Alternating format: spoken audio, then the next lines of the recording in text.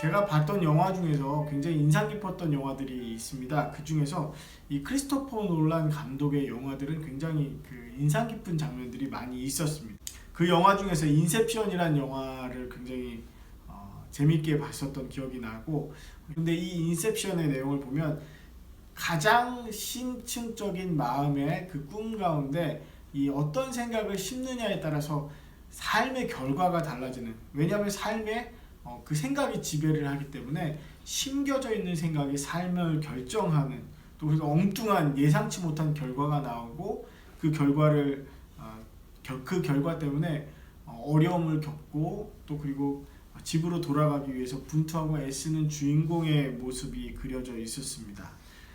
그 무엇을 심느냐, 어떤 생각과 어떤 그 말이 그 마음 가운데 심겨졌느냐, 이게 굉장히 중요한 것 같더라고요. 우리는 사실 많은 관계들 가운데 살아가고 있습니다. 많은 사람들을 만나고요. 그리고 만나는 사람들을 통해서 많은 것들을 배우고 느끼고 서로 간에 이제 상호간에 주고받는 것이 있습니다. 이 삶의 관계들은 생각보다 굉장히 강력합니다. 친밀하고 강력한 관계들이 많이 있죠. 근데 그 중에서 가장 친밀한 게 무엇일까요? 가장 강력한 관계는 어떤 것일까요? 여러 가지 관계가 있지만 부부 관계가 가장 강력한 관계 중에서 하나입니다. 두 사람은요, 약속으로 묶여집니다. 이 남과 남이 만나고 남성과 여성이라는 전혀 다른 존재가 만나서 약속을 합니다. 그리고 그 약속은요, 서로에 대한 의무와 책임이 있고요, 또 서로를 보호하고 돌봐줘야 되는 것들이 있습니다. 특히 이 약속은 법적인 구속력이 있어요. 구약 성경에서 하나님과 이스라엘이 관계를 갖습니다. 그게 바로 이제 출애굽기에서부터 그 민족과 하나님의 관계가 나오는데, 그 관계를 표현할 때 오늘 본문 말씀에서 보면 가장 강력한 관계인 부부 관계로 이야기를 합니다. 그런데 이 가장 강력한 관계로 묶여 있는 이 하나님과 이스라엘, 네, 하나님께서 이 이스라엘 때문에 끙끙 앓고 계셨습니다. 무슨 일이었을까요? 오늘 본문 말씀은 예레미야 선지자를 통해서 선포해 주신 말씀인데요. 이 선지자에게 주셨던 말씀이 다른 선지자들은요, 너희가 회개하고 돌이키면 나라가 지켜지고 또 그 나라가 계속되어질 것이다. 얼른 회개하고 돌이켜라 라는 게 사실은 그 메시지의 내용이었습니다. 아무리 심판을 얘기해도 이 돌이키라는 말씀의 메시지가 담겨져 있었죠. 구원에 관한 희망이 있었는데, 그가 예레미야가 받았던 메시지는 어떻게 해도 너희는 멸망당할 것이다 였습니다. 어떻게 해도 너희는 심판받을 것이다 라고 말씀하는 거예요. 그러니까 회개해도 이제는 소용이 없는 시기가 된 거죠. 그리고 이제 나라가 멸망한 다음에는 그것으로 끝나는 게 아니라 새로운 나라가 또 세워지는 게 아니라 포로로 70년간 잡혀가서 생활을 해야 된다라는 그런 말씀이 또 있었습니다. 이런 그 예레미야 선지자의 상황 가운데에서 하나님께서 오늘의 말씀을 주신 것입니다. 본문 말씀의 가장 핵심적인 단어는 무엇일까요? 새 언약입니다. 제가 그리고 인셉션에 관한 얘기를 했었죠. 크리스토퍼 놀란 감독의 그 영화 이야기를 하면서 가장 강력한 관계에 대해서 이야기를 했었습니다. 이게 어떤 연관이 있을까요? 오늘 이 본문 말씀을 설명해 드리자면 이렇습니다. 이 네 절로 구성된 이 말씀은요, 첫 번째 절에서는 하나님께서 새 언약을 주시겠다라고 선포하시는 장면이 나옵니다. 그리고 32절에서는 왜 새 언약을 주실 수밖에 없으셨는지 이유에 대해서 설명하죠. 다른 이유 없습니다. 이스라엘이 이 가장 강력한 관계인 부부의 관계를 하나님과 맺었는데, 하나님은 약속을 지키시고 그 언약을 지키셨지만 이스라엘은 지키지 못한 거예요. 그래서 이스라엘이 그 언약을 깨뜨렸다는 것입니다. 그리고 33절에는 하나님께서 주시는 새 언약의 내용에 대해서 하나님이 설명하십니다. 그리고 마지막 34절에서, 본문의 마지막인 34절에서는요, 그 언약이 나타내는 효과에 대해서, 이제 변화에 대해서 이야기를 해 주시죠. 그 변화는 다른 게 아닙니다. 각기 이웃과 형제를 가리켜서 너는 하나님을 알라 할 수 있는 그런 필요가 없어지게 됐다는 얘기입니다. 그리고 하나님께서는 이스라엘의 죄악을, 악행을 사해 주시고 다시는 그 죄를 기억하시지 않겠다라는 것이 새 언약에 내놓은 결과물이라고 얘기합니다. 이스라엘 민족이 하나님과 처음 약속을 맺었던 것은 출애굽해서 민족으로서 하나님 앞에 섰을 때입니다. 그리고 하나님께서는 그들의 하나님, 그들의 왕이 되시겠다고 약속하셨죠. 이것을 가지고 남편이 아내를 신부를 맞아들이는 것으로 하나님은 표현하셨습니다. 남편은 아내에 대해서 보호와 인도해야 될 책임과 의무가 있죠. 이런 의무를 생각해 볼 때 하나님은 그 일을 다 하셨습니다. 그리고 이런 법적인 책임 외에도 남편과 아내는 사실 가장 긴밀한 관계가 될 수밖에 없습니다. 어떻게 보면 세상에서 인격과 인격, 다른 인격이 만나서 하나를 이룰 수 있는 유일한 방법이기도 합니다. 인간관계 중에서 이렇게 강력한 관계는 없죠. 서로의 삶에 가장 강력하게 영향을 미치는 그런 관계입니다. 문제는 이 강력한 관계가 실패했기 때문에 하나님은 새 언약을 주신다라고 말씀하셨습니다. 이 새 언약은 하나님께서 일방적으로 주신 거예요. 일방적이란 말이 조금 안 좋을 수도 있지만 약속을 맺는 대상인 이스라엘이 그것을 할 수 있는 능력이 없기 때문에 하나님께서 네가 해야 될 일, 내가 해야 될 일 이렇게 약속을 맺으신 게 아니라 내가 해주겠다라고 약속을 다시 맺으신 것이죠. 하나님께서는 더 이상 책임을 묻지 않으셨습니다. 왜냐하면 이스라엘이나 사람은 책임질 수 있는 능력이 없기 때문입니다. 책임진다는 것은 의무를 다한다는 것이기도 하고요. 아까 전에도 계속 반복했지만 의무를 다하는 것이기도 하고요. 또 하나는 잘못했을 때 그 잘못을 복구할 수 있는 그 손해를 메울 수 있는 능력이 있어야 합니다. 그러면 하나님과의 관계에서 대등하게 하나님에 대해서 책임질 수 있는 존재가 있습니까? 아무도 없습니다. 그러니까 하나님은 그 사실을 아시고 새로운 언약을 주시면서 이제부터 책임도 내가 다 질게 라고 말씀하신 것입니다. 손해가 나도 그 손해를 내가 다 떠안겠다라고 말씀하신 것이죠. 그것을 가리켜서 은혜와 긍휼이라고 얘기할 수 있습니다. 하나님께서 사랑하시고 은혜를 베푸시겠다라는 것입니다. 하나님께서 스스로 모든 책임을 다 떠안겠다라고 말씀하신 것이죠. 그것이 바로 새 언약의 가장 중요한 포인트 중에 하나입니다. 새로운 방법으로 이 새 언약을 이루어 주시죠. 하나님께서 새로운 방법을 찾으신 것은 첫 번째 제가 말씀드렸던 것과도 관련이 있습니다. 사람은 하나님께서 주신 언약을 지킬 수 있는 힘이 없다고 했죠. 유혹에 너무 약했고 자신의 욕심과 욕망에 무너지기 쉬운 게 사람입니다. 그래서 하나님은 새로운 방법을 찾으셨죠. 첫 번째 언약은 돌판에 새겨주셨어요. 제가 이제 그 설교 원고를 이렇게 가지고 있는데 이 종이에 프린트를 하죠.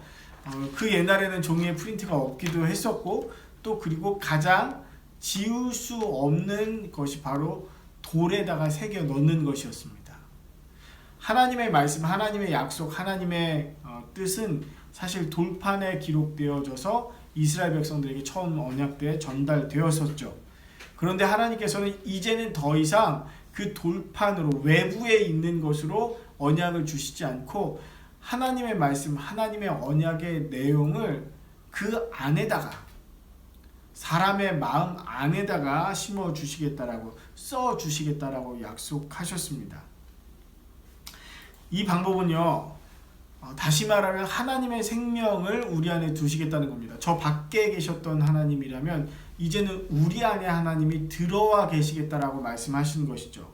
하나님의 말씀이 돌판에 저기 기록되어 있었다면 그래서 읽어야만 했던 것이라면 이제는 우리 마음 안에 새기셔서 언제든지 생각나게 하시겠다라고 말씀하시는 것입니다.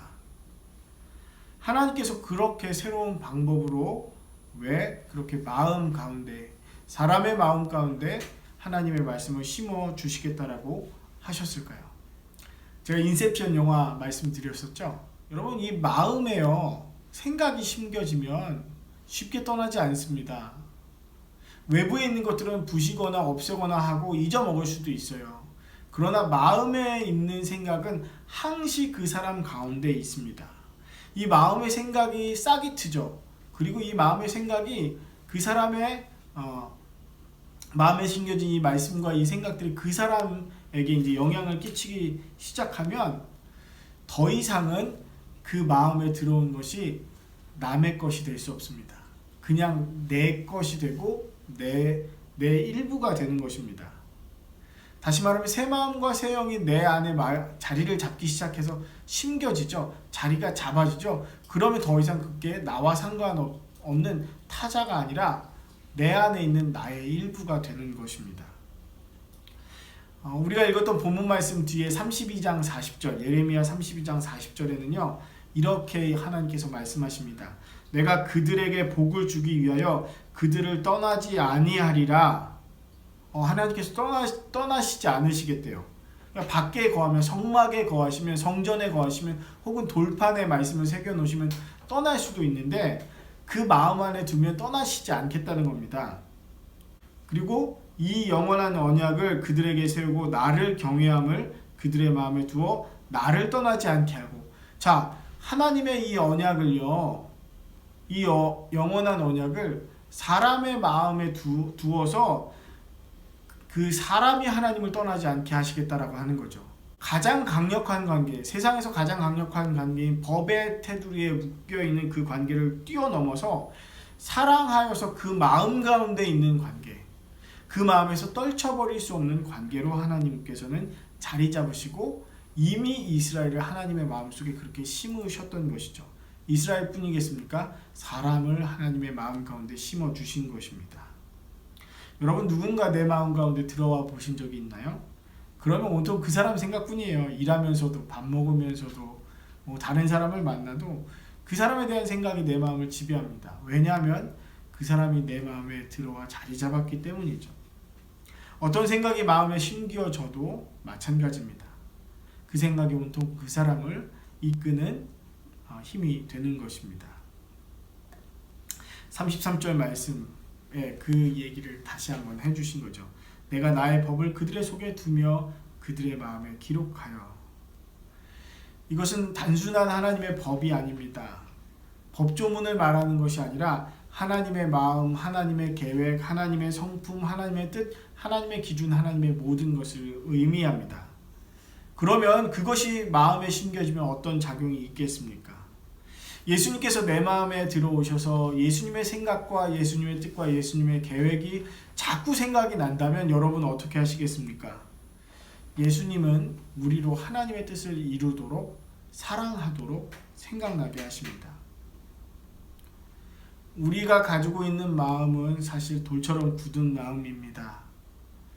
악한 마음입니다. 완악한 마음입니다. 포로기에 살던 에스겔에게 주셨던 말씀, 에스겔 11장 9절, 19절과 20절, 그리고 36장 26절부터 27절까지의 말씀들을 보면요, 우리에게 새로운 영을, 하나님의 마음을 주시겠다 약속하셨습니다. 그 마음이 있으니까 뭐라고 하게 됩니까? 더 이상 다른 사람한테, 내 형제요 자매들에게 너 하나님을 좀 제대로 알아야 될 것 같아, 하나님 이런 분이야, 하나님 이렇게 해야 돼 라고 알려줄 필요가 없다는 것입니다. 그 당시 이스라엘 사람들은 하나님의 뜻을 잘 몰라서 우상을 섬기듯이 하나님을 섬겼던 사람들이 꽤 많이 있었던 것 같습니다. 물질을 많이 하나님께 드려야 되고, 혹은 정해진 규칙과 혹은 그 일들을 많이 해야 되고, 이렇게 저렇게 해야지 하나님의 백성이 되고 하나님께 구원받은 사람이 되리라 라는 잘못된 생각, 우상처럼 하나님을 대하는 그런 모습들이 있었습니다. 그러나 이제는 하나님의 말씀이, 하나님의 생각이, 하나님의 마음이, 그리스도의 영이 사람들 안에 있기 때문에 더 이상 잘못된 길로 가지 않는다는 것이죠. 하나님께서 그들을 인도해주고 계시기 때문입니다. 여러분, 이 부활절의 사건, 우리 크리스마스 때부터 돌아가 보면 예수께서, 하나님의 아들이 육체를 입고 이 땅 가운데 오신 이유는 십자가를 짊어지고 우리의 죄를 제거해 주시고 부활하시고 하나님의 새로운 생명을 주셔서 그 다음에 승천하신 다음에 성령으로 우리에게 다시 오셨습니다. 하나님께서 이 땅 가운데 오셔서 우리의 모든 죄를 사해 주시고, 그리고 새로운 생명이 있음을 알려주시면서 성령이라는 이름의 하나님의 영으로 우리 마음 가운데 오셔서 우리 안에 자리를 잡고 우리로 가장 강력한 관계, 새 언약의 가장 강력한 관계로 묶어주시겠다라고 하시는 게 예수님이 이 땅 가운데 오신 사건의 의미입니다. 그리고 그것을 저와 여러분에게 해 주셨습니다. 제가 전하는 메시지는 하나님을 알라고, 하나님을 알아야 된다라고 전하는 메시지가 아닙니다. 오늘 이 본문 말씀을 준비하면서 충분히 깨달은 것은 여러분 안에 하나님의 마음과 하나님의 약속이 이미 있습니다. 아마 생각날 거예요. 여러분의 삶 가운데서 부딪히는 여러 가지 일들 가운데서 주님의 말씀이, 주님의 뜻이 생각납니다.